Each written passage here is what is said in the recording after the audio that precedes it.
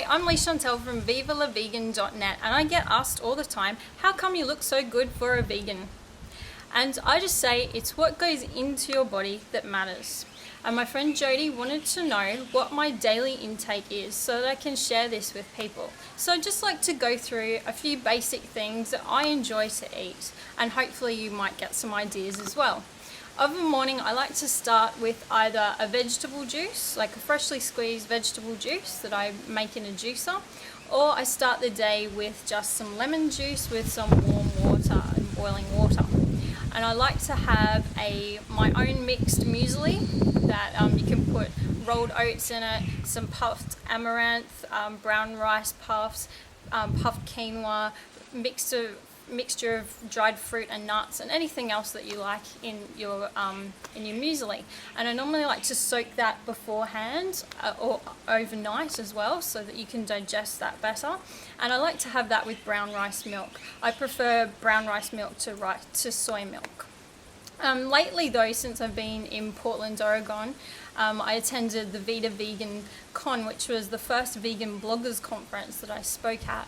And we had this chia pudding each morning for breakfast, and I like to have pudding at the moment, and instead of putting the sugar into it, which we had a lot of sugar at the conference, I like to just have 1 cup of chia seeds and 4 cups of brown rice milk, and you just soak that for at least 20 minutes, make sure it's all mixed properly, and I just add some seasonal fruit to that for breakfast. That's what I like for breakfast. And for lunch, I normally like to have leftovers, because leftovers are really easy. You don't have to, prepare much more because it's already created. And if I've made something really good for dinner, I look forward to my meal all day until lunch because I know it's going to be great.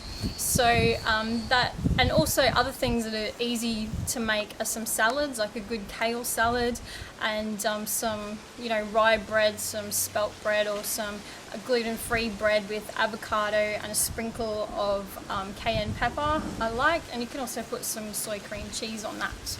But for dinner, and for what I like to have for leftovers for lunch, is I normally like easy to prepare and nutritious food. So I like stir fries, and one of the easiest things I like to make is like a brown rice or a quinoa with like Asian greens, kale or spinach, and just with some zucchini. And you can just put some chili or some coriander with that.